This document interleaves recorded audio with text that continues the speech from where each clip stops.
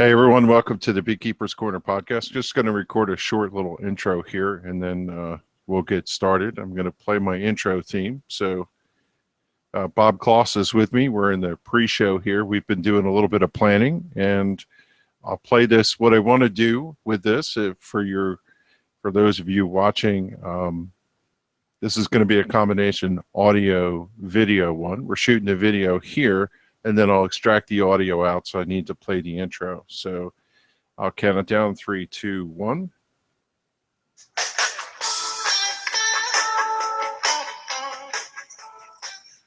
Welcome to the Beekeepers Corner podcast.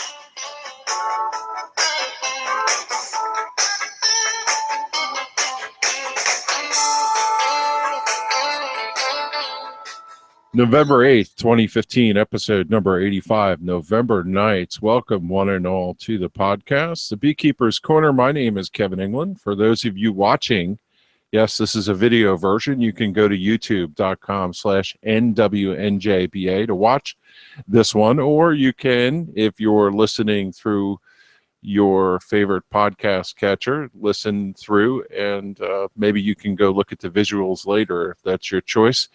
I have a special guest this time. I want to welcome Bob Kloss. Hi, Kevin. Bob, you're back by popular demand. I've been receiving requests through both Facebook and emails saying, why hasn't Bob been on? And I have a couple questions for you. People want to know about your condo arrangement, and you and I have had a lot of interesting conversations recently. So really happy to have you back. It's been a while. Yeah, great to be here, Kevin. So for those of you watching, I'm looking at this screen because that's where I see Bob, and I'm looking at this screen where I have my notes to get everything started. So forgive my tennis match piece. I have two screens running here. We'll get started with the local hive report as we go, but in a second, let me just tell you what we have to cover, Bob. I have a couple topics teed up, and we could do roundtable as we go through. First thing is chloroplast nuke boxes, bait hives. Going to talk about that idea. Deformed wing virus for segment number 2. Segment number 3, I'm going to talk about your hive condo. Want to answer some questions for listeners. Segment number 4, we're going to talk about chewed mites, something out of Purdue University that's been out on the web. We want to have a conversation about that. In the roundtable, I want to talk about FLIR images of hives, a follow-up to what we talked about last episode. Tim Schuler alcohol wash video posted up, the Broodminder and Hive Genie Indiegogo projects, and a follow-up to the Apivar challenge of applying it late in the season.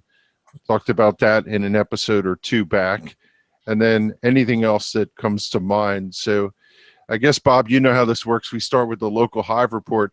I only have one hive to report on. It's the one out in the yard. It was 56, 57 degrees today out in the yard. And I was in doing my last manipulation on the hive. The hive is, as I've said in the past episodes, it hasn't changed. A deep, a medium, a deep, and there were 2 medium supers on top. The medium supers were for honey storage. The top box was empty, so they pulled it down into the brood chamber. The second box below the stack was loaded with honey, and what I did was pull that box off. It was loaded with bees, which is a good story this time of year, Bob. Yeah. Speaking of bees, so I went up to the mentoring hives today. I think I told you that already. And in case I go off screen, it's because I'm actually sick to my stomach. Went up there, and the only thing I saw coming and going from the hives was yellow jackets. Oh, God, that's terrible. Literally 1,000 yellow jackets. So just to rewind, I told you that last week when I was up there, I had a hive that was dead and was being robbed out by yellow jackets. And I wasn't really sure whether the hive collapsed or whether the yellow jackets took it over. But going back today and seeing the other 2 hives, these were full strength, strong hives. Plenty of stores for winter. I've been feeding them about since the 1st of September. And I've been up there weekly. And in this past week, they either collapsed and the yellow jackets went in and robbed them out, or the yellow jackets just took over. There were no bees in the hive. There's some pollen. There's some capped brood, but not very much, maybe one frame, 2 frames at most. So anyway, just really, really discouraging, and kind of odd that I would lose all 3 of them within a week or so. Yeah, I was overlooking at the hives over on the farm, and all 3 of them look good. The one short that I told you is a single box. That box had a hive feeder on the top, and it's loaded with yellow jackets swimming in the syrup. But the hive itself, I think, was good. I didn't look in it. I suppose, given what you're telling me today, we just talked about this before we came on air. I'm going to have to go take a look at that and see how it's doing. But the other hives over there are strong as can be. You know what really surprised me, Kevin? As you know, we've had some hard frosts over the last couple weeks. It got down in the low 20s at my house. And I would have thought that all the yellow jackets would be gone by now. I was really surprised to see them. It must be that condition where, we've had unseasonably warm weather. Maybe that last crop got out of the ground and was able to do what they can, and they're hungry. There's nothing to eat for them out there. Yeah. Well, pretty bummed out. The only thing we have left up at the mentoring hives is that top bar that we started with the package this year. Yeah, I think that's the farthest setback we've ever had for the mentoring yard. And, you had just said at our exec meeting recently that things were in good shape there. So that's not very good news. But going back to that first hive I was talking about, I took the 2 honey supers off, and I went down through that box to pull out the Apivar strips that I had in there. And I'm telling you what, I have never seen a hive so strong going into winter. Every frame was loaded with bees. And I didn't feed this hive very much. It fed off the other one next to it, but it is fat and heavy and looks good. I didn't get down and dig into it because it's a little cold today, so I don't know what the brood patterns look like, but I saw a lot of bees orienting at the entrance, so I'm thinking the thing is really good to go. It's amazing how you can have 2 hives side by side, and one could be really strong and one can be really weak. I think in thinking this strategy, I think I might take that honey box that I had, put it in the garage, and/or put it over that single deep that I created, but let me not get ahead of myself. So mentoring yard, not very good. That's rather frustrating, Bob. And by the way, I don't know if you noticed there's a seat back there, because I expect that a special guest will sneak in somewhere during the middle of this. He'll be coming through. Yeah, I've been forewarned that the little birdie has told me that I'll have a guest tonight. Well, let me finish the local hive report then with some good news from my home yard. So as you know, I've got 2 triple deeps going into winter, both of them very strong, haven't had to feed them the whole year, and actually took honey off both of those hives this year. I have 2 double deeps, which I've had to feed, but they're good and heavy now. I think they're ready to go. I have 2 single deeps. These were actually the nukes that we used at the fairs over the summer. They expanded into 1 deep. And again, I fed them, so they're very heavy.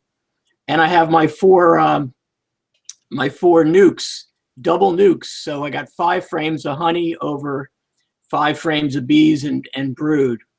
And then, as you know, this year I started a couple of top bars too. So I've got the coffin hive. This is a top bar that's about 5 feet long. It's about half full of bees.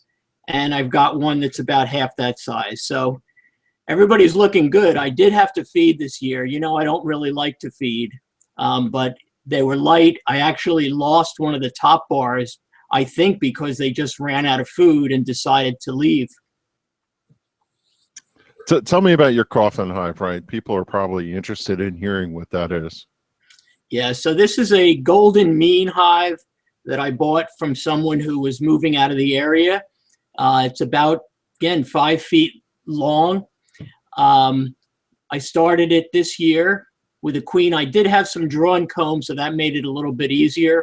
But the bees are in about half of it, so I've got the backer board there just to keep them up in the front part. You know, Yeah, cool. Kevin, I've had pretty good success overwintering the top bars. Not sure exactly why, but they seem to make it through the winter. I think it goes back to that thing we've talked about a bunch of times where the horizontal hive, the heat is up in the top and they're there. One of the reasons I took those 2 honey boxes off of my stack is because if the heat is up in the honey box and they have no need to go up there to eat, then all the heat is up in the top. It's not down where the brood is. So I'm trying to collapse my boxes down to where the bees are. With the exception of my polystyrene hive, I have 2 honey boxes on that, and I think I'm going to leave the top one on it, take the second one on it. I'll take the top one off. So there'll be 2 deeps and 1 honey box, but because they're in polystyrene, I think they'll be warm enough to get through winter. That's my plan for that hive. Yeah. I think one thing that people don't often think about going into the winter is it's really important to make sure that you've got the hive at the right size for the amount of bees that you have. It's important all year long, but really even more going into the winter just for the reasons that you mentioned. I think the other side of it is that, Bob Hughes made this point at the beginner's beekeeper course that I was in recently, is there's no need to have honey boxes on. If you have a full chamber and it's 2 deep, 3 deep, whatever people do, the honey boxes are just a place there where the heat's going to collect up in the top, like I was just saying.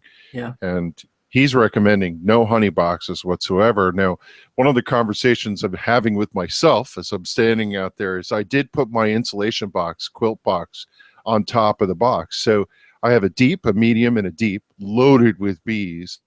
And then I put the insulation box, which is about 4 inches high, and it has a quilt in the bottom. It's got a queen excluder on the bottom of the box. It's just basically 4 sides.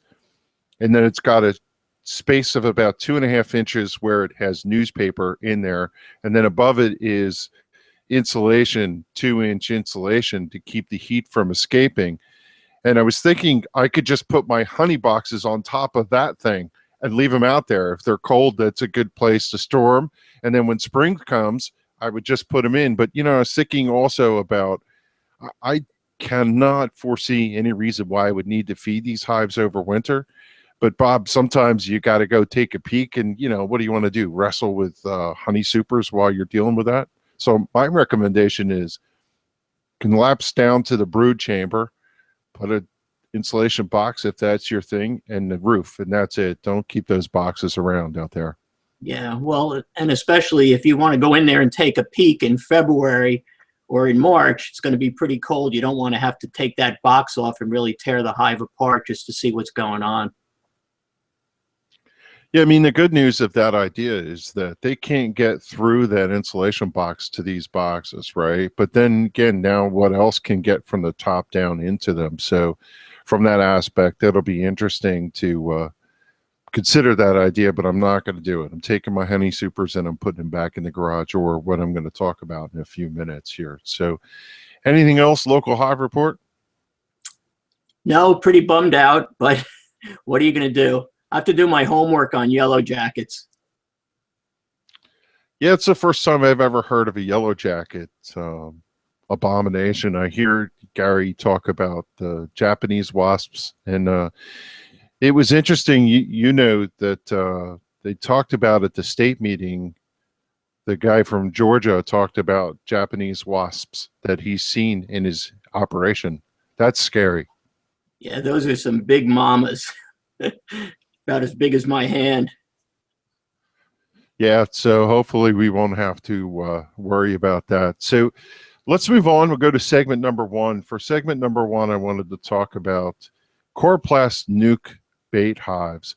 So November 2nd was election day, and every year I try to talk to the road department or somebody in the know and say, what do you do with all these signs after election day? I suspect that the road department goes around and just collects all the ones that nobody took in and throws them out. And what got my interest was the ability to make hives out of them, swarm hives out of them. Have you ever seen those, Bob? Yeah, the only time I saw them was at that meeting that we had, and I don't I don't know, chloroplast hives. I just laughed thinking about it. Yeah, so I'm going to share my screen here, and you can see a picture that I have that I took at that meeting. This was the one in February last year with Lincoln Senate. And for those of you who are listening, it's the typical coroplast plastic signs that you see every time election year comes in. And what they do is they cut and shape these things into the space of a nucleus box.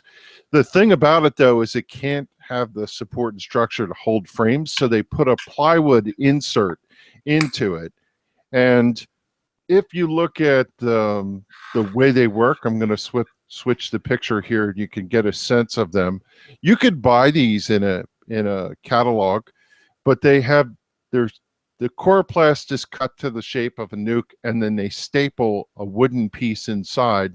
And for anybody watching, you can see how they come together. Now, one of the things that I've been doing, Bob, is I've been trying to figure out how to glue these together. There has to be some way to glue this plastic. Maybe a hot glue gun. So I was thinking about that, and I have to talk to Jim McCauley because there's a product that's very similar to Crazy Glue, cryosinogen or whatever, blah, blah, blah, glue, right? That allows you to do it. But one of the things I know about this chloroplast material, because I used to be a sign guy, is that it has a really waxy surface to it. And when it comes from the factory, it's treated with something so the lettering will stick to it. But if it's out in nature for a period of time, it gets this waxy exude on it, and you can't glue it. It won't stick together. Yeah, that glue that Jim had, that was when we were, that was for polyethylene, I think, right? Isn't that the hard one? That's the one that's tough to glue. It is. This is the one. Well, I don't know what this stuff is made out of, some sort of PVC thing, but, on the web, always on the web, you'll be able to find things. For those, again, looking at the video, you could see that I found this website where this guy talks about building boats and kayaks out of this material. It's pretty cool, right? And they talk about the chemical process, both heat and glue, to fuse the thing together. So there has to be an answer to this, and I think Jim will know. I like the guy's teepee that he made here. You see that, Bob? Yeah, yeah. I love the boat. Those are some big, some big election signs, huh? Yeah. Well, you could buy that stuff in 4x8 sheets, but I think the size, one of the things I did was look at a nuke box and how big these signs are, and I didn't want the little ones. I wanted the bigger ones. So it makes for a perfect nuke box where you can cut and trim and fold the corners over and staple everything together. I just thought the glue thing would be a little bit better. And so you can go to a Bee catalog and you can buy plastic nuke boxes today. People sell cardboard boxes, Bob, but they also make them out of this coroplast material. Oh, well, other than Lincoln Stenton, I've never seen them. Yeah, so now the person who I have my bees with over at the farm, she helped with somebody's campaign, and she said she had 100 of these signs available for me. So I have a huge stack now, and I got to figure out what to do with them. I'm like, I'll take them all. Unfortunately, her candidate didn't win, so she was bummed out. That's a lot of swarm traps, Kevin. His loss, my win. Sorry. Yeah, that's a lot of swarm traps. Look, even if we hand these out to new members, make a fleet of them and give them out to people just so they can get into the nuke business or whatever, temporary swarm trap, things like that. You go out sometimes and you need a box for a swarm. How many times have you gone out in the garage and you don't necessarily have something prepared? These things are beyond ready. Yep, the frames fit right in there. Perfect. Yep. So, yeah, looking forward to trying that out and see how that's going to work. In your spare time, Kevin, right? In my spare time, I'm going to create all the inserts and everything that keeps them together. So, but I got plenty of plywood scrap. Yeah. So moving on,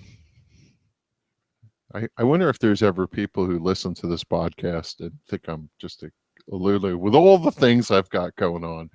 That's such as life.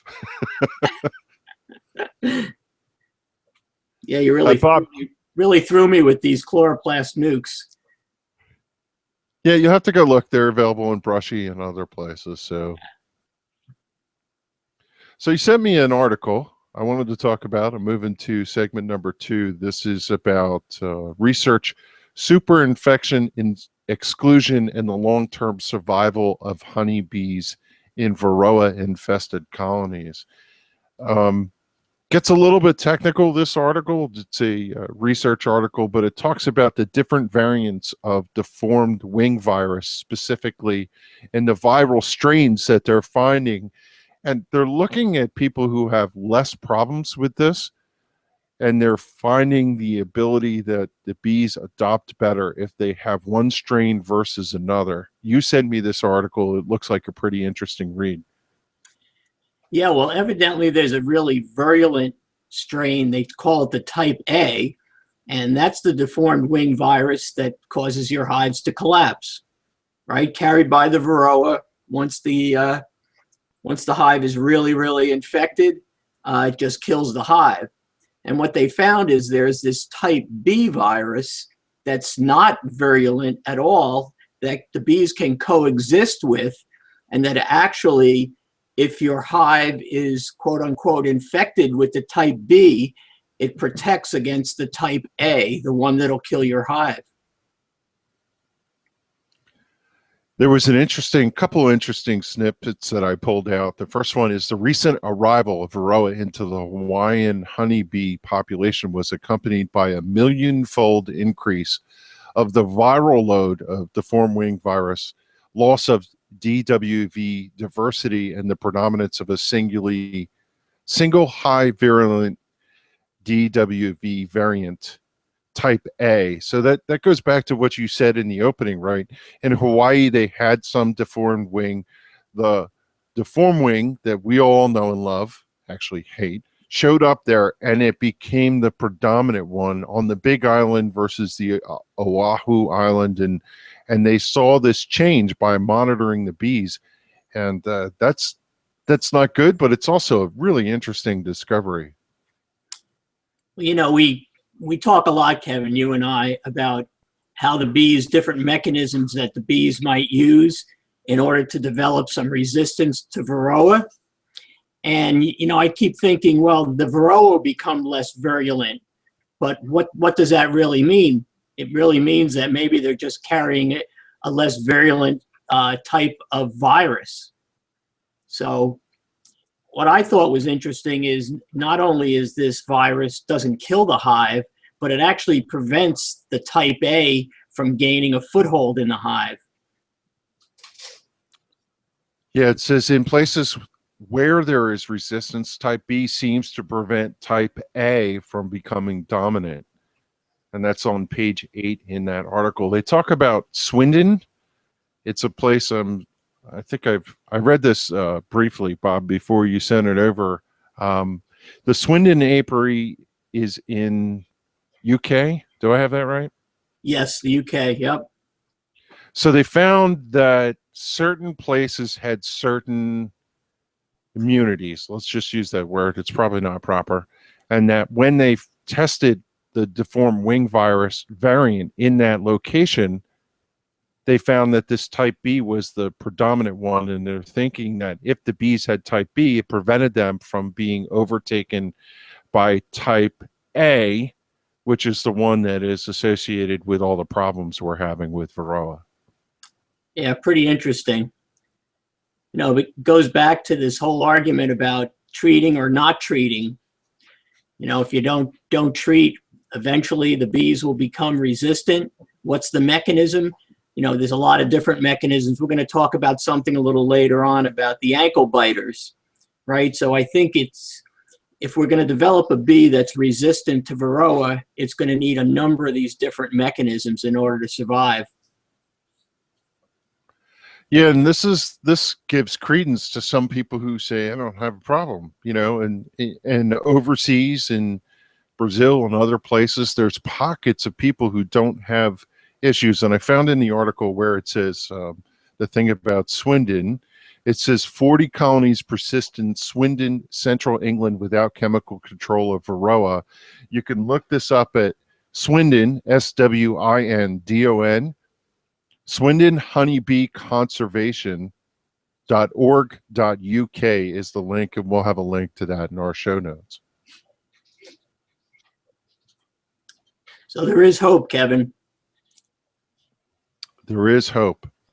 Very interesting article to read through it. And what it basically says in the end is that this direct possibility to introduce type B into some form of biocontrol against other types, type A, type C, might be a way that we can rescue honeybees. But Bob, I always go into this thing, don't mess with nature. Smacks a bit of playing God, right? Should we be doing this? Maybe we're going to shoot ourselves in the foot with something along those lines. It's an interesting discovery, but let nature take its course, right? Well, I think one of the things we can do to try to further the science is go look at some of these other colonies around the world that are living with Varroa, right? So Seeley's colony up at the Arnott Forest, go take a look at those bees and see which variant they have. Go over to France, to that colony in France that's been living for years without any treatments, and see. It'd be interesting if we found that all of these treatment-free bees, these feral bees, have the type B variant. Yeah, that would be interesting. And then the question is, will people start breeding bees out of those stocks, and can you actually get it to reproduce somewhere? Don't know the answer to that. Yeah, that's you almost have to breed the right Varroa, don't you? You have to breed the Varroa that has the type B variant, carries that virus, right? Now Wow. we'll be in the Varroa market. We're in the Varroa business. How about that? We become Varroa keepers. I have these special Varroa for you that I'll sell you. That's like people who are releasing nematodes and stuff into their environment. I always wonder about things like that, right? Nematode keepers. What else can we introduce? People talk about spiders and other things that you put into the hive, growing bacteria, stuff like that.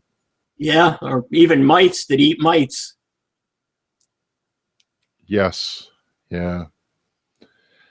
So anything else on that before we move on? No, I think I agree with you. Don't mess with Mother Nature.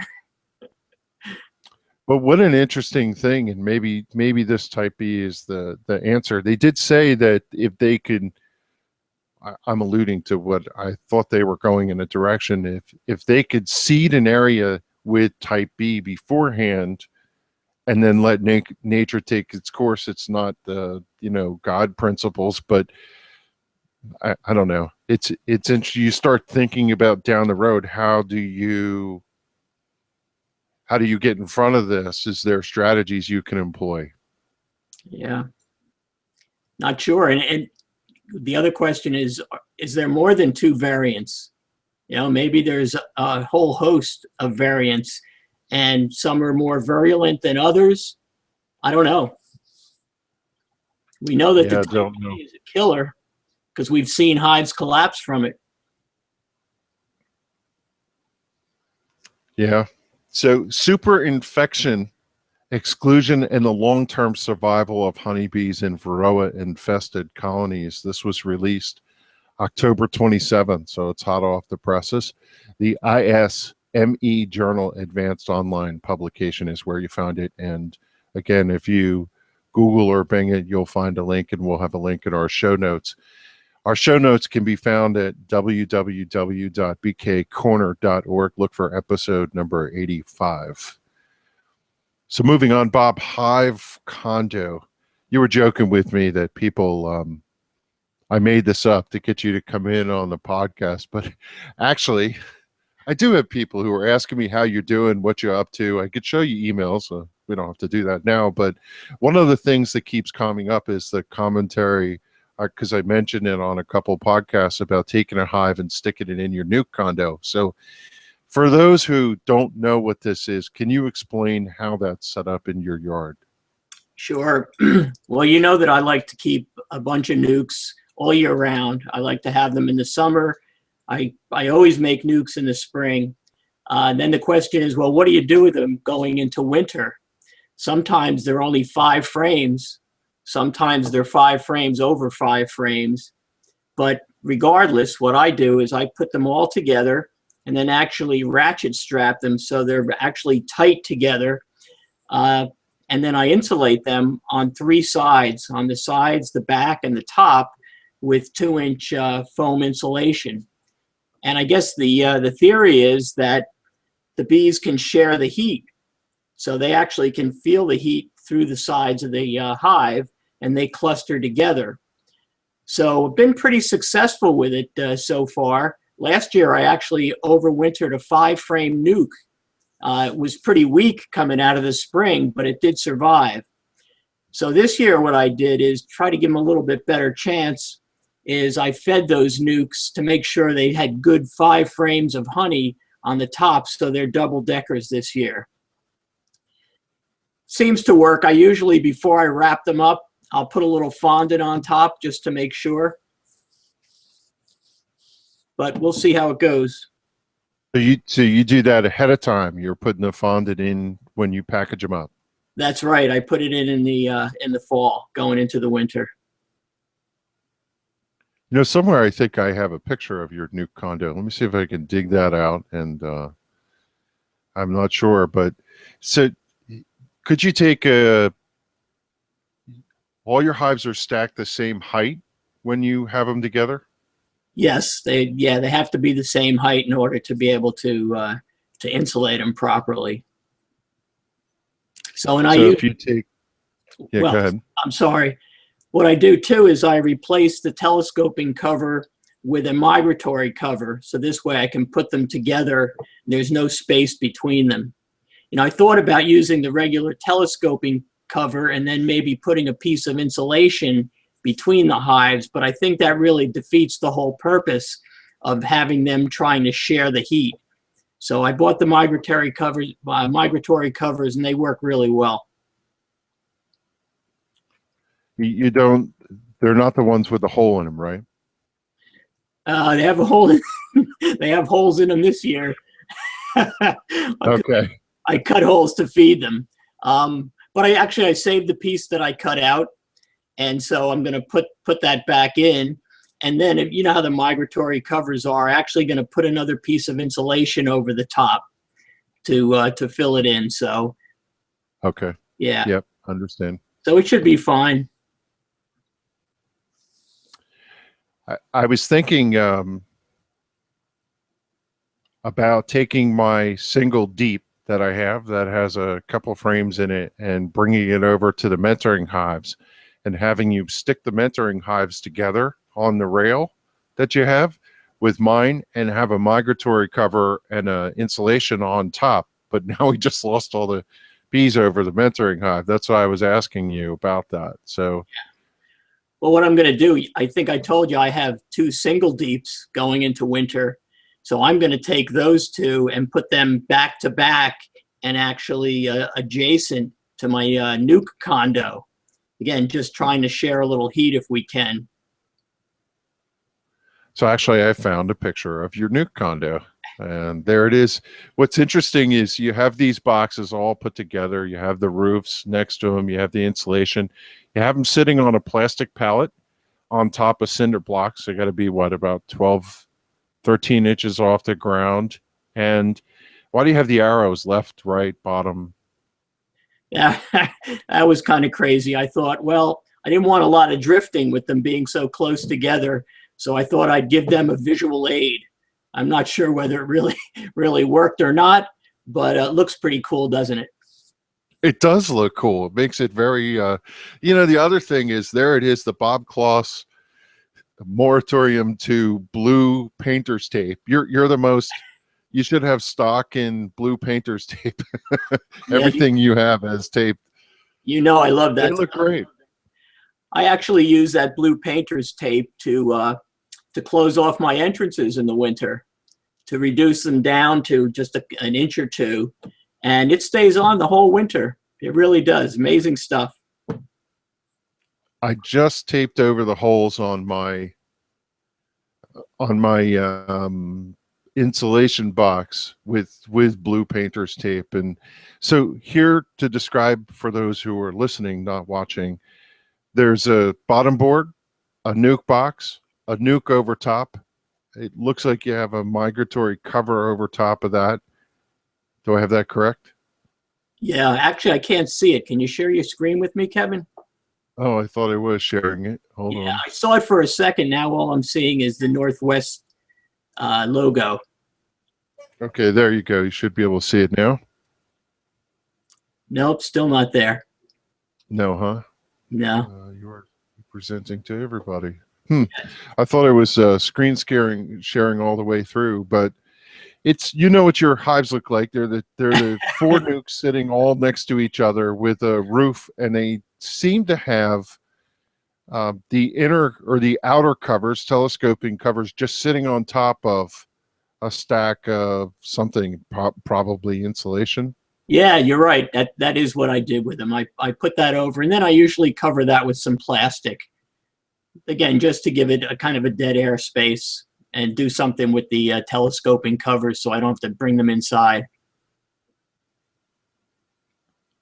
So you see you have a bottom and a top entrance. The bottom entrance is open. You don't have them closed off in any way. And the top ones are just a notch in the hole. Yeah, well, I'm a big believer in the top entrances. I run them on my hives year round just so the bees can control the climate inside. I think it's really important in the winter when you've got all that hot air from the respiration of the bees. It's got to go somewhere. You don't want it condensing and dripping back down on the bees. So I like having that upper entrance just enough, just enough to let out that moist, wet air. On these nukes, and I started to describe it and I stopped. So it's a bottom board, a nuke box, and a migratory cover. And they're surrounded, as you said, by insulation. And the four of them are sitting literally flush together in one big block on top of a plastic pallet jack, which looks to be the perfect size. I mean, you couldn't have made it for this and had it been any closer of a fit, could you? Yeah, I brought those home from work and they seem to be just perfect. If you check your email, Bob, you'll see a picture I just sent you of your picture of your hives. And one of the things, a couple questions that users will have, and I'll ask on their behalf. I see something that looks like a wire mesh over the entrance. Oh, yes. So I got the picture. I was just looking at it. Yeah, so that's my mouse guard. And actually, I just those are in backward. Normally, if you're looking at them, you can see that they ride up. Normally, that side is inside. I put them in inside out anyway, just to keep the mice out. Okay, so it comes down and then it curves back and around and under, and that's how you use your mouse guards for those who can't see the picture. Yeah. Well, I love that hardware cloth. That was something that Bob Hughes taught us in the beginning Beekeepers course, and I just started doing it, and I've continued to do it. I'll tell you, they look pretty good, Kevin. I don't remember it looking that good. It looks great. It looks like there's insulation under them. There is. So some of these nukes, not all of them, have screen bottoms, and they don't have an insert actually that will close them off. So what I did is I took some insulation and I just put it right in there, really to close off the screen bottom boards. Good. And they look great. And so what we're looking at here is a stack of 4 nuke boxes, double deep. Presumably they were fed and full, ready to go into winter. Yeah, this is exactly what it's going to look like this year. I haven't moved them up there and I haven't closed them up, waiting for the weather to get a little bit colder. But that's exactly what it's going to look like this winter. Yeah. Okay, they look great. This is really cool. I remember seeing that in your yard and saying, I got to take a picture of that. You can't believe how many people, as they walk by the yard, want to know, what are those arrows for? Yeah. When I get my new website up, we'll figure out how to post a picture of that, and we'll do a little feature for you. Yeah, it looks nice. I like it. Okay. All right. What's next, Gary? you and I understand that reference. We love listening to Gary and Margaret from the Kiwiwana Buzz. So, chewed mites. Dr. Greg Hunt of Purdue University Department of Entomology. He visited the Southeast Indiana Beekeepers Association. This was back in 2013. This video was posted. Bob, you sent it over to me, and we've been talking about this little short vignette of a video. This is what got us on this, of the bee chewing the mite's legs off. I'll put a link to this video, but very cool thing to hear about these bees that are being hygienic in this fashion. I think one of the things that's really encouraging about it is, evidently, whatever the genetics are, it seems to be a dominant trait, so that even if you have these bees interbreeding with some that don't have this ankle biter, if you will, gene, it seems that all they need is one and not the pair. It's not a recessive like the VHSs or VSHs. The other thing that's interesting is Dr. Hunt. What he does is every year he asks folks to bring their queens to him, and he artificially inseminates them with these ankle biters, and then he takes them back and he asks them to produce 100 queens. So what he's trying to do is just spread this genetics throughout as much as he has control over. So just thought it was interesting that he was doing instrumental insemination on these bees.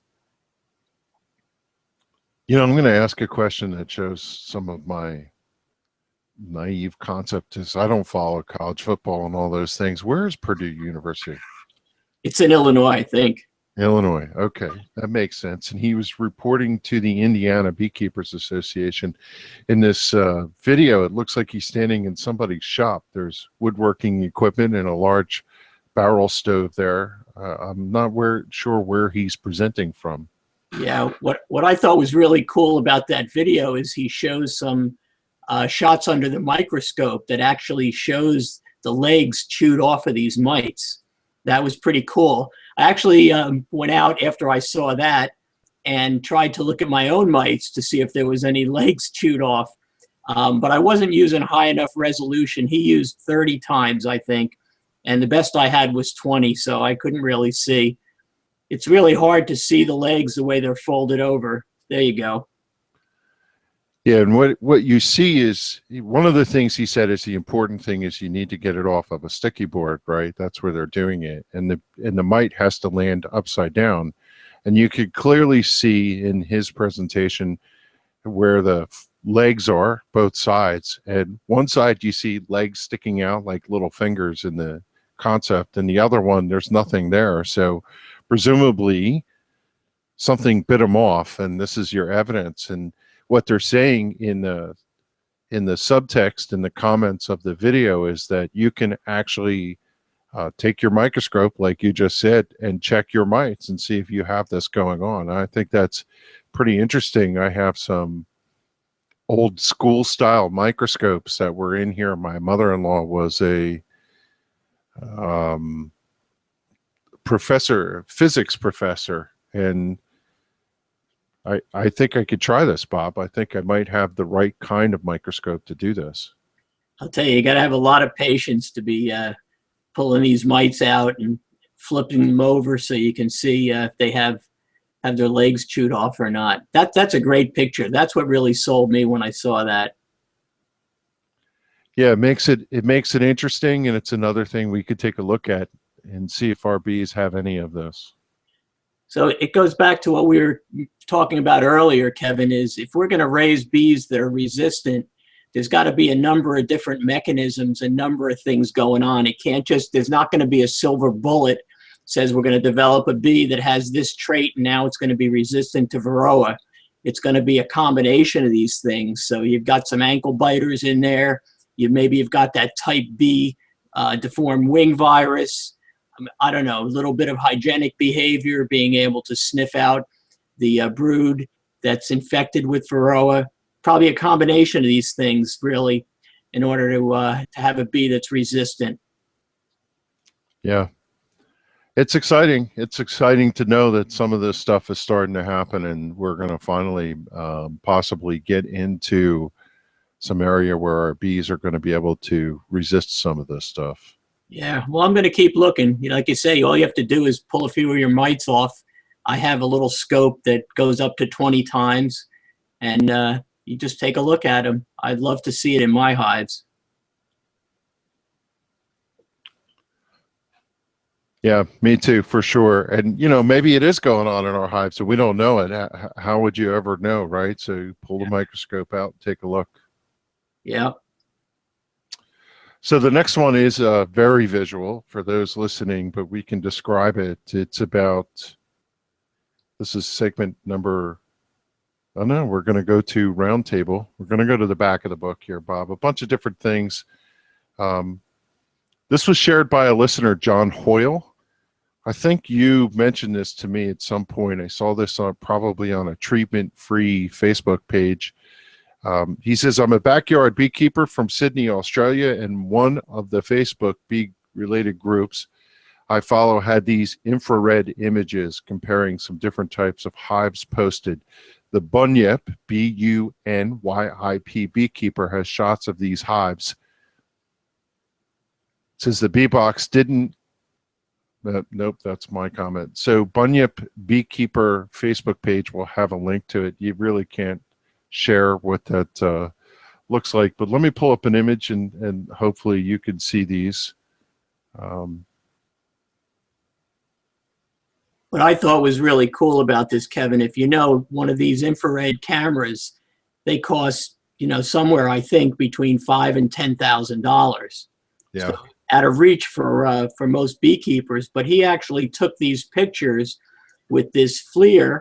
It actually attaches to his smartphone, and I think it costs about $200, this attachment. So that's a little bit more reasonable. I would love to be able to do this with my hives in the winter. So we're looking at pictures on the screen, and maybe Bob, we ought to consider one of these for the club. And I had mentioned in the previous episode, 83 or 84, that I was going to talk to a rescue friend of mine.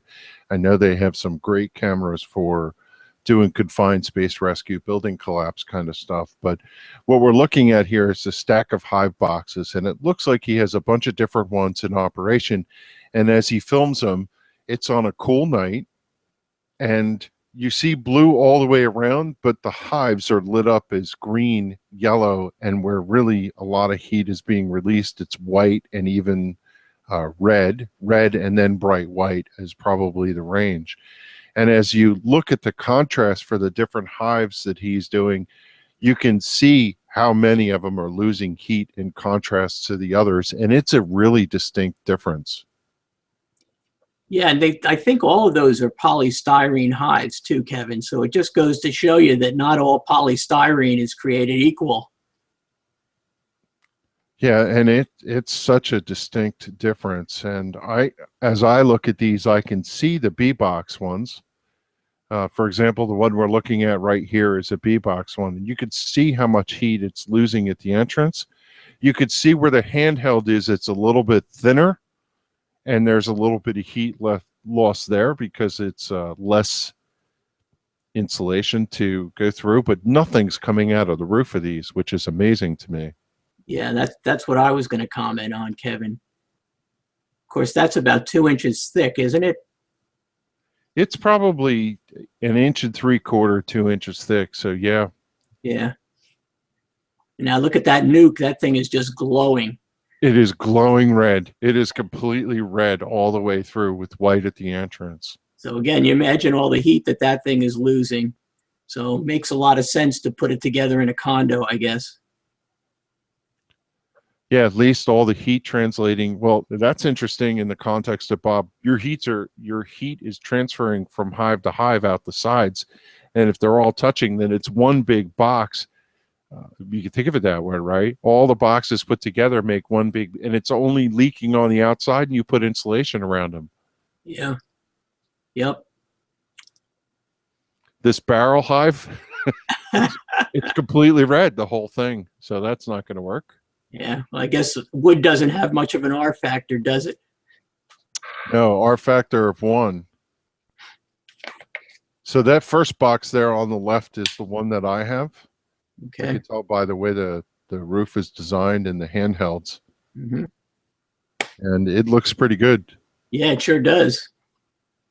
And so this goes back to what I was going to say before, is I have 2 deeps and I have a honey box on top, and it's loaded with honey all the way across. And I'm thinking to myself, why would I take the honey box off on that hive? Because I know the heat's all going to collect up there. It'd be counter to what I just said a few minutes ago. But in this case, the whole box is a little bit warmer. So I'll ask you, is that a dumb notion? Should I take it off? Or am I too overconfident because I'm using a polystyrene hive?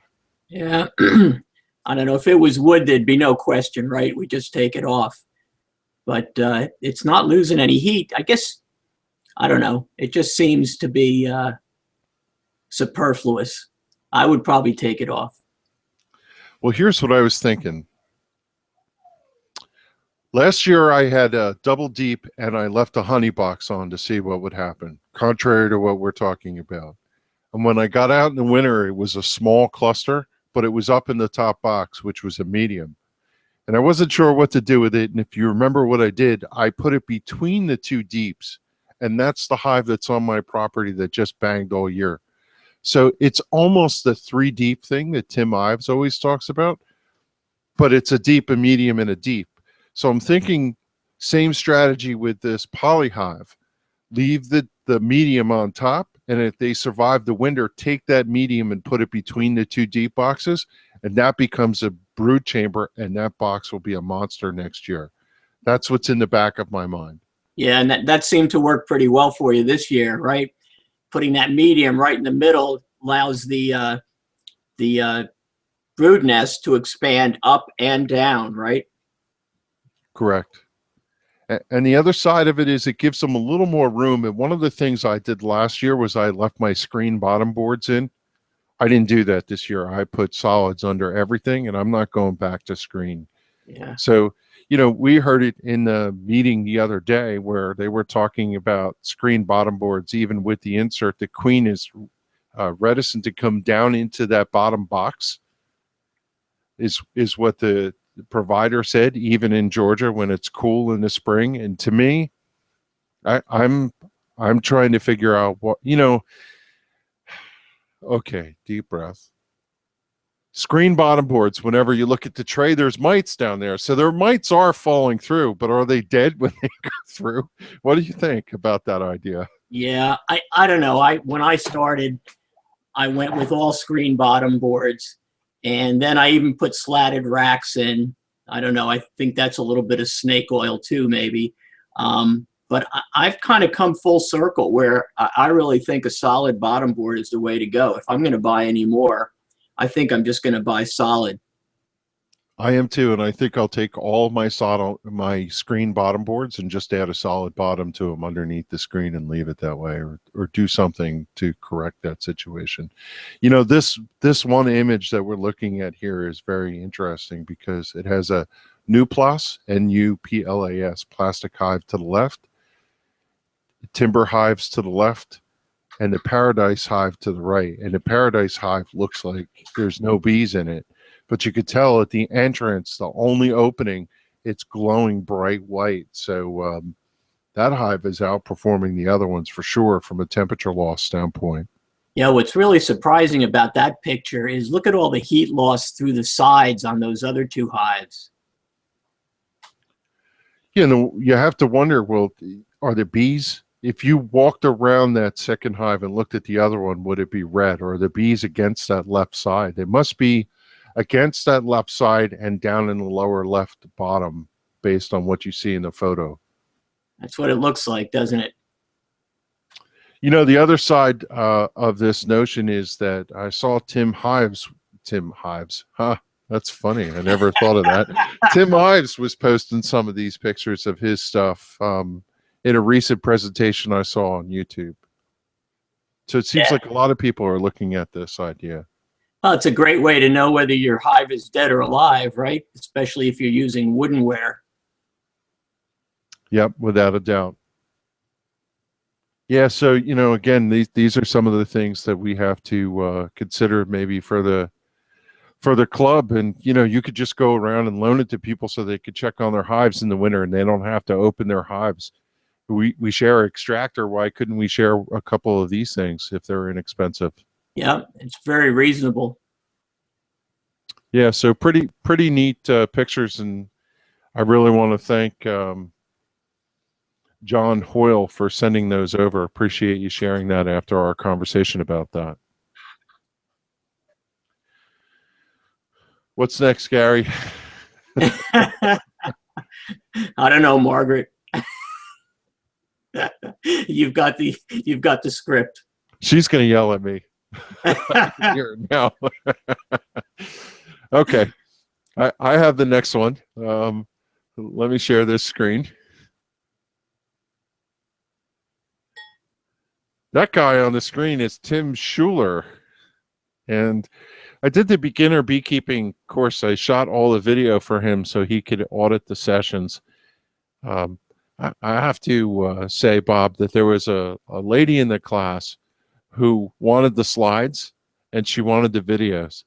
And she asked us 1,000 times, if not 1,001, you know, could I get the slides? I need them in electronic format and this and that. And Tim didn't want to share them because, you know, I can understand why he would not want those to get out. And I wasn't going to give her the videos because I was shooting them for Tim to use for his own purpose, right? So I had the camera, and we've been talking all week leading up to the class about shooting a video for alcohol wash for mite control, because Tim wanted to have one of these and talk about it. And he goes through and does a hive inspection here. And this can be found on youtube.com/NWNJBA. The title of the video is Alcohol Wash for Mite Control. And Tim goes through and does an inspection on one of the colonies there. And it's neat. I did some fast forward. I let him roll through the whole video, Bob. And I wanted him to do the inspection because one of the important parts of this is you need to sample from the brood chamber. And I wanted people to watch him go through the hive and say, I'm not in the brood chamber yet. And it wasn't until he found bees that he then took his sample and did it. And all the while he's doing it, he's giving commentary as to why this method is better than the sugar shake method, which is also being taught, because of the fact that the sugar shake method, if it's humid out or other, you just don't do it right. You don't get as accurate a count. He makes a point in the middle of the video saying that you sacrifice 300 bees for 30,000 bees, and the math makes sense over time. And then in the end of the video, he talked about that propolis, etc. Device that you can buy from Canada, and I put a link. You could see here, I think you could see the video, right, that I'm talking about? Yeah. So I sped this up so you don't have to see him labor through all of this, but what he's doing right now is he's looking through the top of the box, late fall, it's full of honey.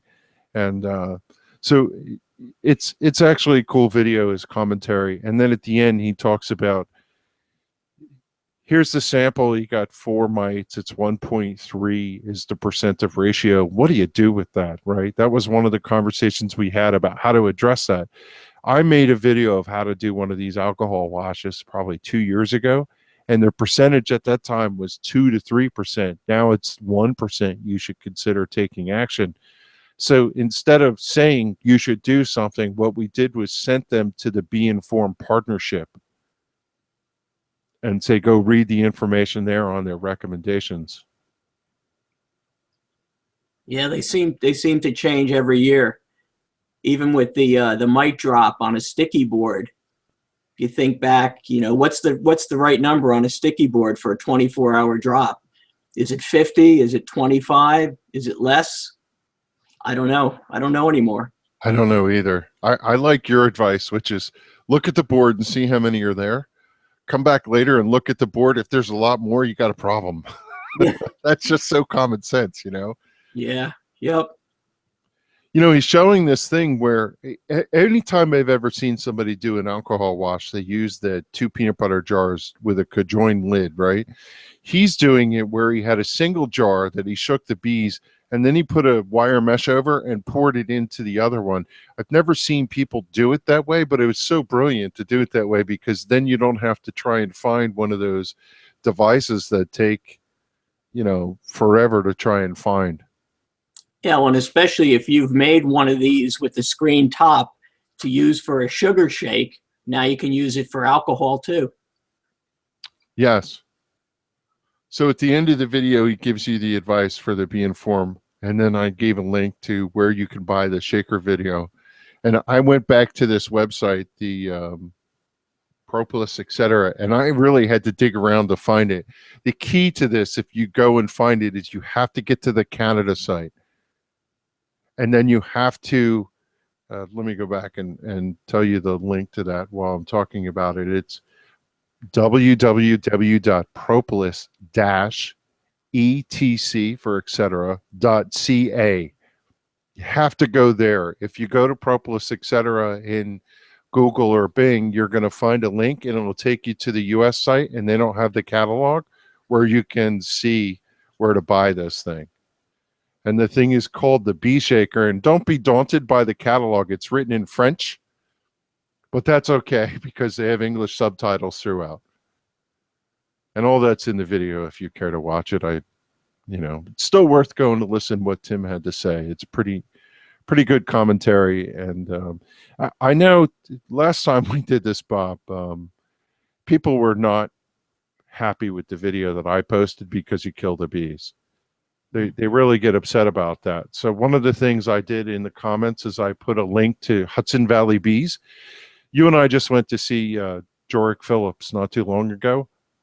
He shows a video where they do a sugar shake method. Yeah, well, I've always done the sugar shake, probably for the same reason. I don't like to kill the bees, but I think I have to listen to what Tim says.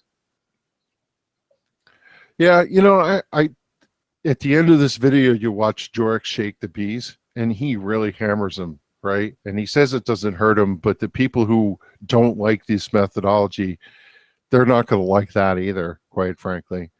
I've used the sugar shake, and I've been successful with it. But at this point, when the hive is full of 50,000 bees, I think I'm with Tim. Is the right thing to do is just, unfortunately, sacrifice 300 of them and get your accurate thing. You don't want to lose a colony to mites. It's just no fun. Well, Kevin, I think the key really is what you mentioned at the beginning, is you've got to take the sample off those brood frames, right? Because no matter what method you use, if you're not sampling in the right area, your mite counts are going to be useless. Yeah, he's going through the procedure here when you did it. You're right. You got to take it from the right. And people make the mistake of, they don't want it. They're scared. They're doing it for their first time, and they go and they take them off the inner cover. Or they take them off the first frame they get to, and they're not getting in the right place. You have to get it from the brood chamber. That's where the mites are. Preferably, You're going to get it from drone brood, but open brood is what Tim was talking about. Mm-hmm. Okay. Broodminder project and the Hive Genie. The Broodminder was sent in from John Foreman, one of my listeners. Have you seen this thing, Bob? I took a quick look at it. You sent me the link. It looks pretty interesting. We've been talking a lot lately about all different kinds of monitoring systems for the hive, trying to evaluate But the technology changes, it seems, day to day. But this one looks pretty promising. Yeah, so they had a goal on Indiegogo for 20,000. There's 12 days left. They've raised 16,000. And the way that this thing works is you can insert it into your hive and then you get the readings from it. It's called Broodminder Beehive Health Telemetry. Indiegogo, which we've covered last time for processes, INDIEGOGO. So if you search for Broodminder Beehive Health Telemetry, you'll see it. And let me see if I can show what it looks like. There's what the Broodminder piece looks like. And the way that it sits, it monitors your hive and it gives you a logbook. And they have different things, typical Bob with these campaigns.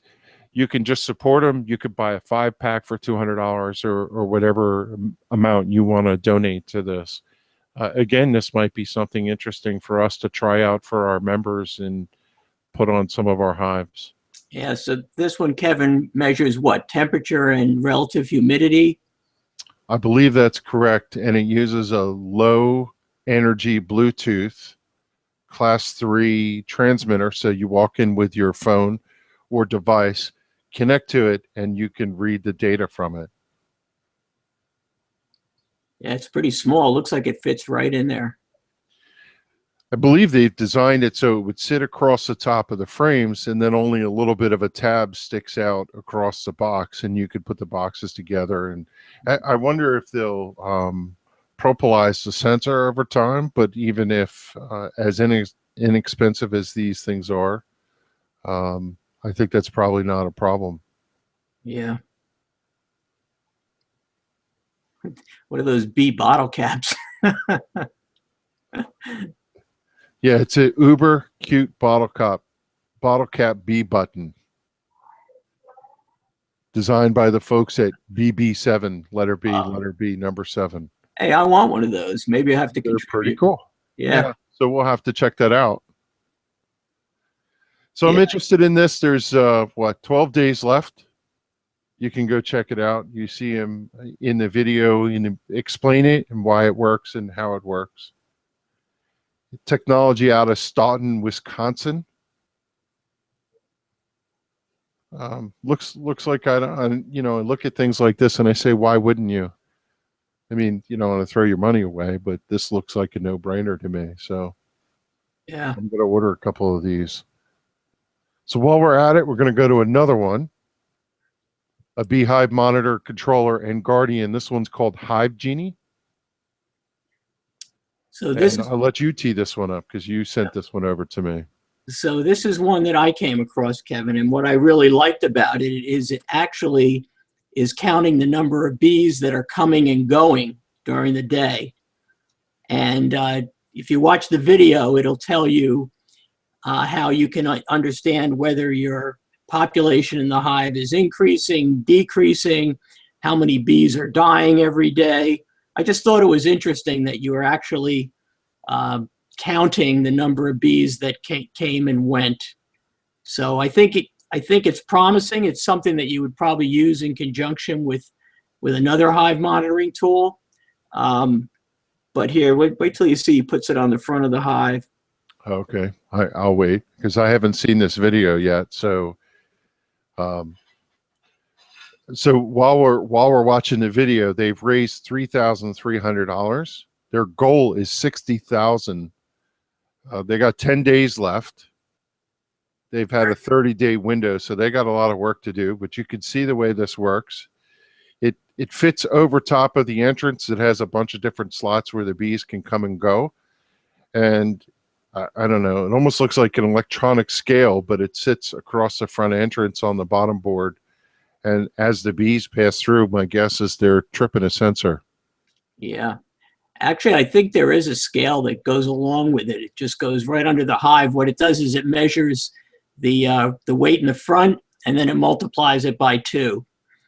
So again, probably not the most accurate way to weigh your hive, but all you really want to know is changes in weights. So It's not that important that it be exactly the right weight. Yeah, there it is. Just thought it was kind of neat. Yeah, so you sent this over just before we went on air, so I'll have to take a look at it. It looks like the retail price will be $89. That seems pretty reasonable. And you can get it right now for $79 if I'm reading this right. And again, don't take my word for it. Go look at it and see what you think. How does the thing get powered, Bob? I'm assuming it's got batteries, right? I think so. Looking at it, it looks like you can hook up temperature and humidity sensors to it. You can hook it up to the scale. So it looks like it's expandable.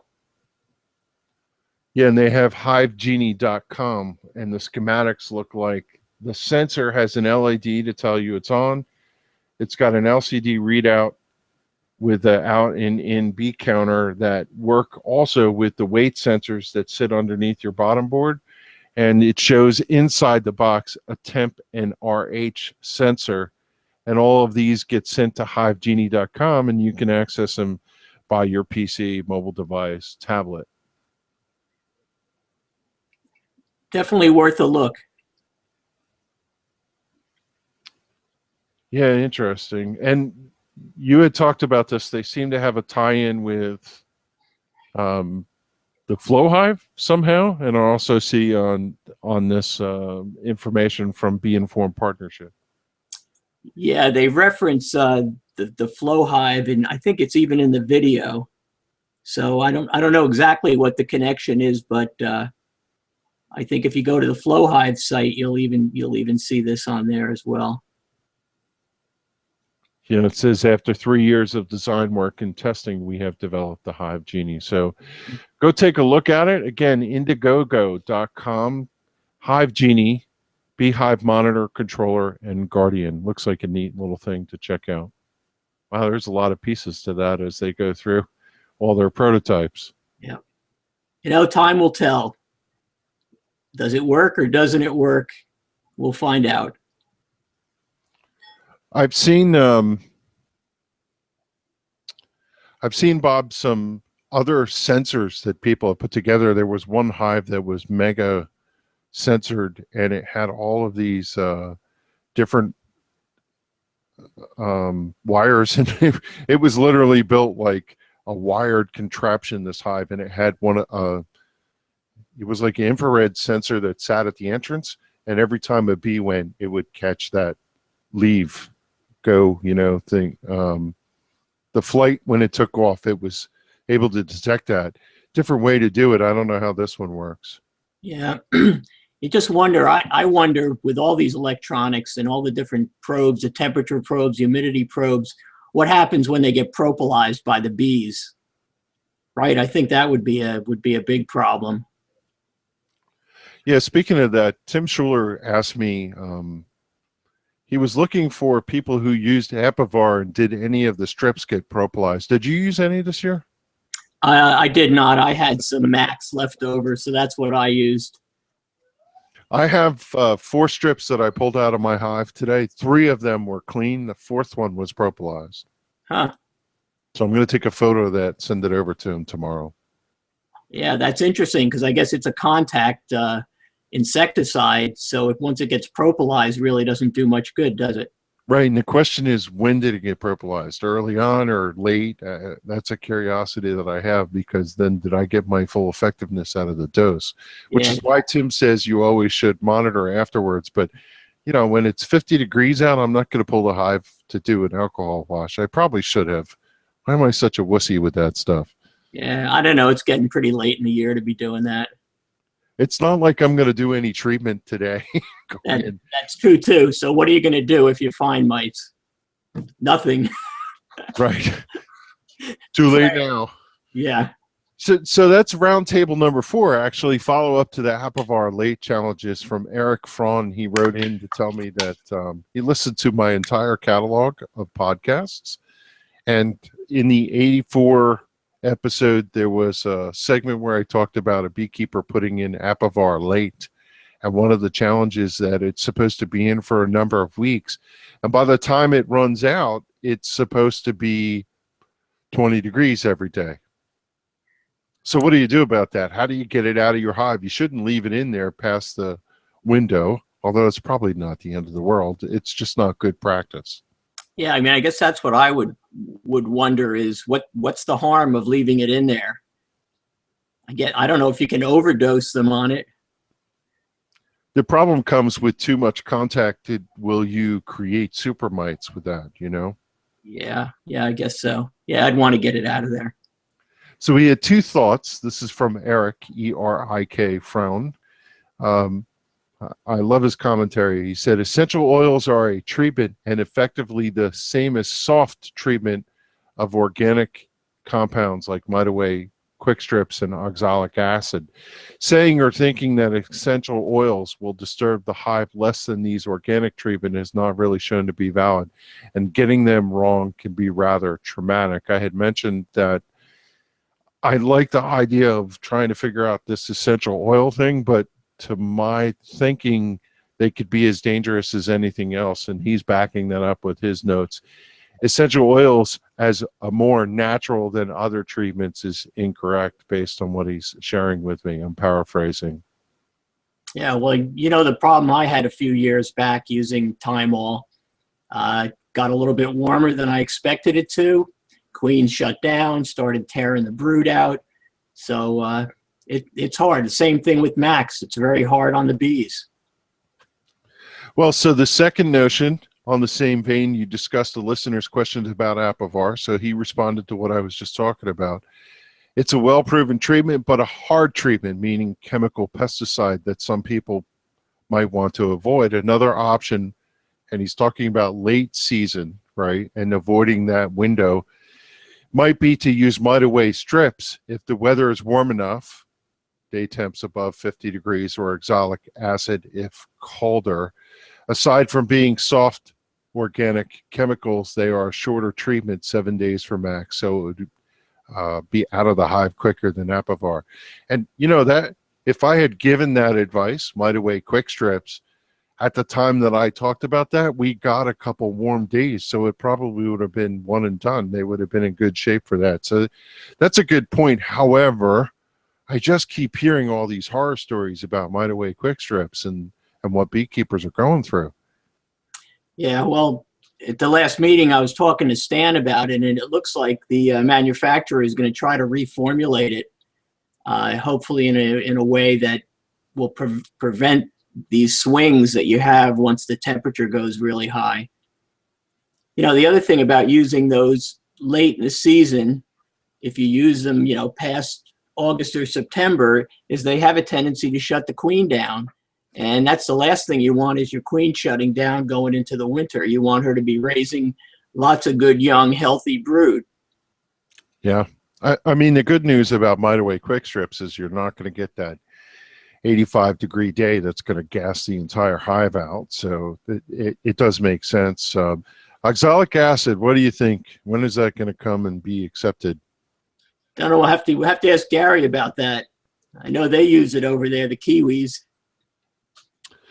I'm thinking about, I talked to Tim about this and asked him if he had any inclination on this. He said he's still working through the math on it because his concern is that people do it properly. I said to him I was thinking about calling Gary and ordering one of his, you know, the device he has where you hook a battery to it and he heats it up and it melts it and gases in the hive. Have you seen those? I have. Well, I guess they use it. They vaporize it. There's a couple of different ways. Some people use the trickle, where they just trickle it into the hive. I'm not sure really what the most effective way is, but I would think vaporizing it, you'd really have to be careful that you don't inhale any of that stuff. Yeah, without a doubt. But I think our friends in the north, in Canada, who use this stuff all the time, and our Kiwi friends will tell us, get over it. Yep. The Americans, the chickens. Bok, bok, bok, bok.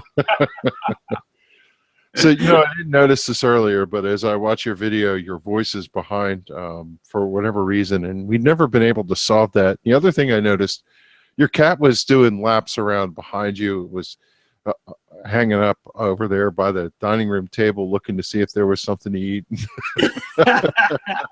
He's always hungry, that Pretty boy. funny. What's Yeah, his name? that's Charlie. Yeah. Yeah, he's a piece of work. I shot a video today of my hive. Just I haven't done any videos. I moved you over here, by the way. That's why I'm looking. Let me put you in the middle. That way I look towards the camera. I shot a video with my phone today of my hive, just kind of looking at you know, what I did from that sense. And one of the things that struck me is all the things that I've ever done with my videos out in my yard. There's always hives all over the place. There's no hives there now. It must look really funny. My poor lonely top bar sitting in the back again with no bees in it. I had to fix that this year. Yeah, well, we'll keep trying. So Bob, what's our game plan to put the mentoring hive back together? What are we going to do here? Well, I'm not sure. I don't know. I know we wanted to try that double queen system, right? Yeah, and we thought we were going to have hives to do it, and now we're not. Yeah. Well, hopefully I'll have enough of mine survive the winter. We'll be able to do some splits off them in the spring, see if we can't get it going. But I was literally sick to my stomach, Kevin, when I saw that today. So how do we take our top bar and make splits out of it? It doesn't have conventional frames. You're going to have to pull them out, let them make whatever, and then put them back. What are your thoughts there? Yeah, actually, you know what my strategy, I was thinking about what I'm going to do next spring. And I think as a matter of practice, I'm just going to let my top bar hives swarm. I'm just going to allow them to do whatever they want to do. Keep an eye on them in the spring. And once I see queen cells, take those queen cells out, put them in my queen castle, raise some queens, and I'm going to let the top bars just swarm away, whatever they want to do. Let them be brood making factories, basically. Yeah, well, you know, I don't take a lot of honey off them anyway, right? So most of the honey that I take off comes from my langs. So I thought, just as a matter of course, they're going to be my my source of queens. Raise them from there. Yeah, it's. I don't know about you. This is the time of year where I start thinking about what am I going to do next year, right? We just had our November executive meeting. We're going to postpone our November meeting to January. We have our December end of year meeting, but I'm starting to think about what the strategies are for next year. Yeah. So I'll tell you, it's really, it's going to be tough with the mentoring yard, having to start out from zero again, basically. Yeah, how ironic that the hive that hopefully will make it through was a package hive. And you were just saying that hive was building wax last week, weren't you? Wasn't that the one? Yeah, well, you know, I've been feeding all the top bars, including that one up at the park. And as long as we were feeding it, I was surprised. I opened it up and there was fresh wax, fresh comb in there. So I guess they were running out of room to store the syrup. So they decided to make a little bit more comb. I was surprised. It's late in the year. Cool. So let's go to roundtable number 5. This is the last topic I had on the menu, which was the NJBA meeting that just occurred. I wanted to hear your impressions of that, and I had to leave a little bit early, so I didn't get to see Tim's final sessions. I think he had 2 of them after I left, but the first one was the session that we were all looking forward to, and there were a lot of aha moments in there. Yeah, well, you know, I've never really talked to anybody that's raised bees on that scale. You know, this guy's talking about raising, what, 50,000 queens in a year and packages like crazy. And I can't even imagine the work that's involved in doing something like that and the risk that you're taking every year. Yeah, Michael Gardner was the presenter.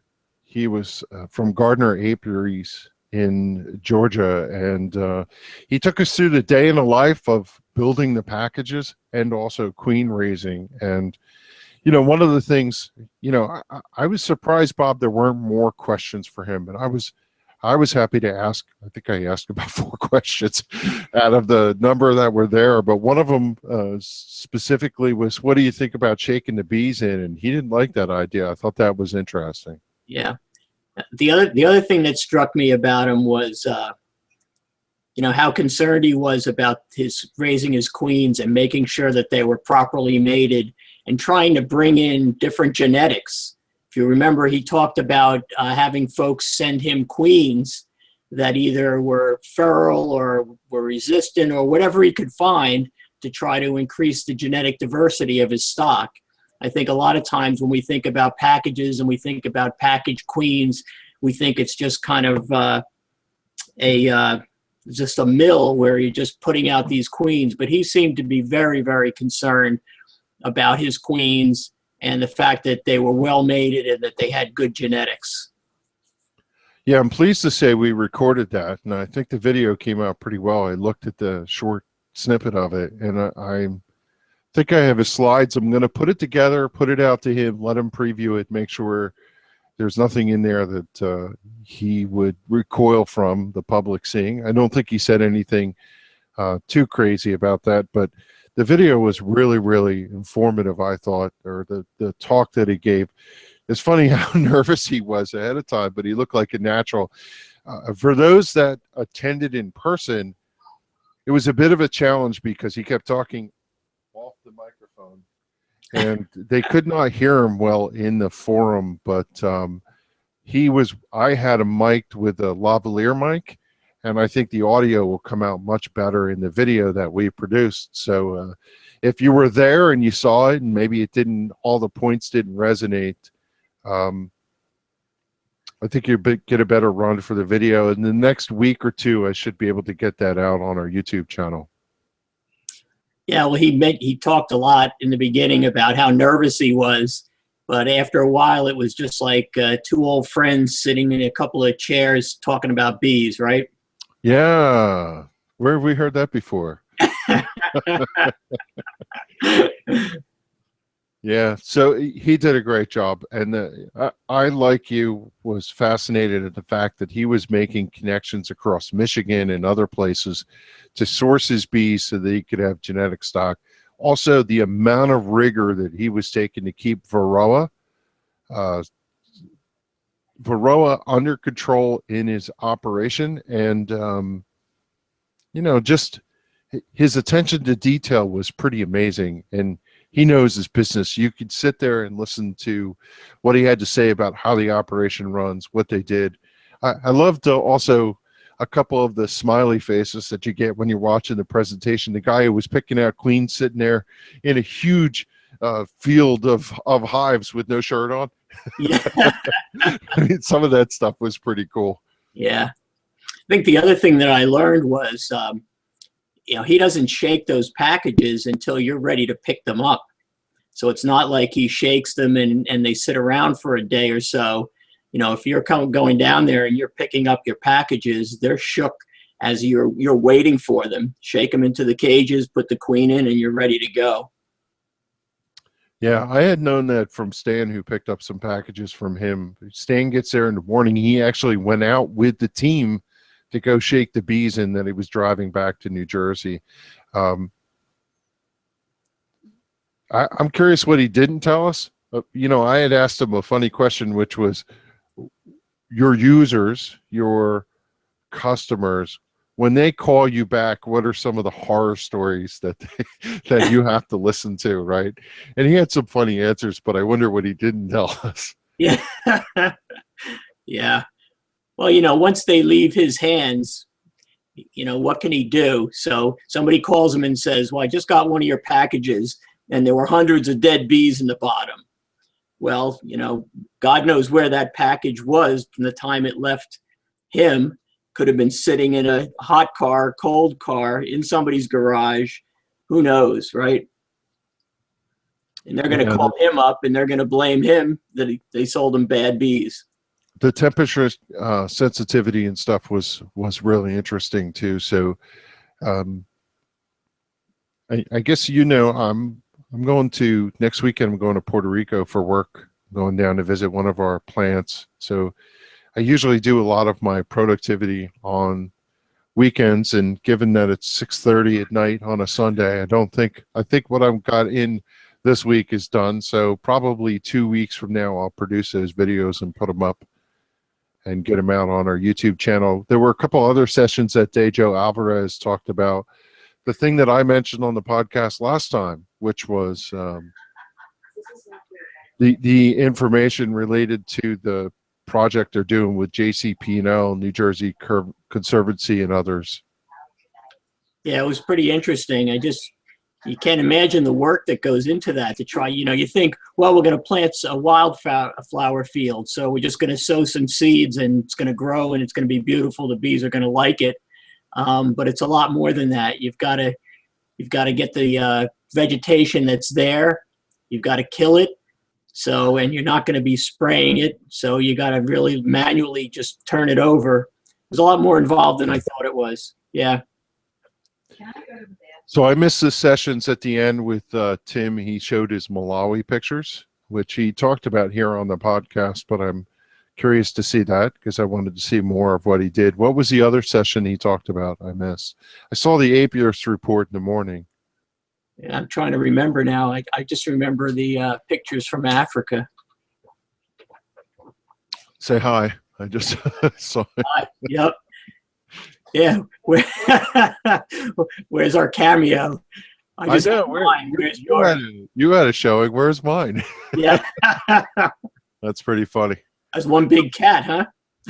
Yeah. I won't tell you what she said as she walked by. No, huh? No. All right. Anything else, Bob? Anything else going on you could think of? I wish I could remember what else Tim talked about, but I can't. I'm sorry. Yeah, I guess I'll have to watch the video and see what it was.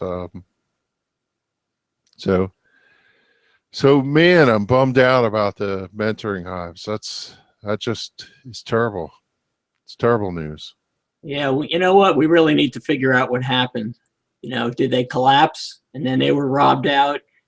Was it the Yellow Jackets that got them?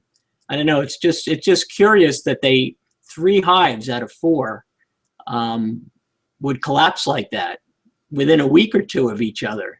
How strong were they? What did they look like?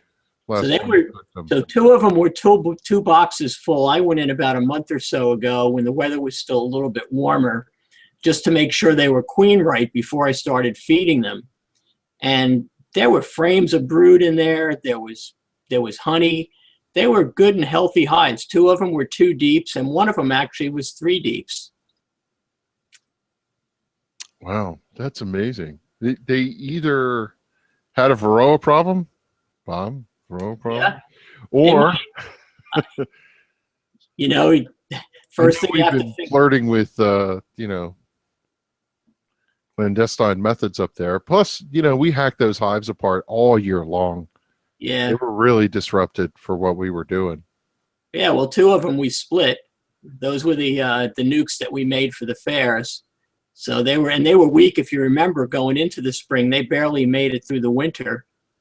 But that's what's surprising, too, because all 3 of those hives made it through one season. This was the second season. So, again, maybe that's another thing that points to Varroa. I always say that the queen is not as good after that second year going into the third year. I see so many beekeepers have problems. First year, great. Second year, great. Get lots of honey. End of second year, going to third year, or the third year, it just all falls apart. Yeah. I say this all the time. If you're not thinking about requeening your hives after that second summer, you're flirting, is my thought. Yeah, I think it just gives you a much better chance going through the winter if you got a good, young, healthy queen in there. Yeah. So, Bob, awesome to have you back on the podcast. We stay in touch all the time. I know you've had a really busy schedule, haven't had a chance. I really appreciate the fact that you came and joined me again. You have satisfied your quota. It's been a while since we've chatted. Don't be a stranger. Yep. Well, I enjoy it, Kevin. Sometimes the best talks that we have, we don't get on, we don't record them. So hopefully we can share. Yeah. I know, occasionally we get a chance to drive to a bee meeting and we get to catch up, and, sometimes we meet and chat in a parking lot after a meeting, with the state or whatever. But yeah, this is great to have you here, because so many times we talk about different things, and I know people find it interesting to come back and hear what we're chatting about in our little sidebars. So, well, I'll be back. I'll be back. So I guess with that, it's time to sign off. I'll remind everybody, if you want to send an email over, got a question, got a comment, Kevin@bkcorner.org is my email address. Let me know your name and how to pronounce it. And I would say to everybody, thank you for the recent comments that I've received on iTunes, good, bad, or indifferent. Somebody sent a message, Bob, that they weren't too fond of my Kevin moments. It made me think about, maybe they're right. I don't know. But I am who I am. So no Kevin moments this time, except for this one. So, all right. With that, again, thanks, Bob. Really appreciate your time for this. And damn, we're going to have to figure out that mentoring hive problem. That's upsetting to me, but I'm sure we'll get it straightened out and we'll come out strong out of the box in spring. Yeah. So I enjoyed it, Kevin. Let's do it again sometime. Very good. So with that, I guess it's time to sign off, everybody. Like our beloved bees, when beekeepers go together, we accomplish great things. Thanks for listening, and be well, everybody.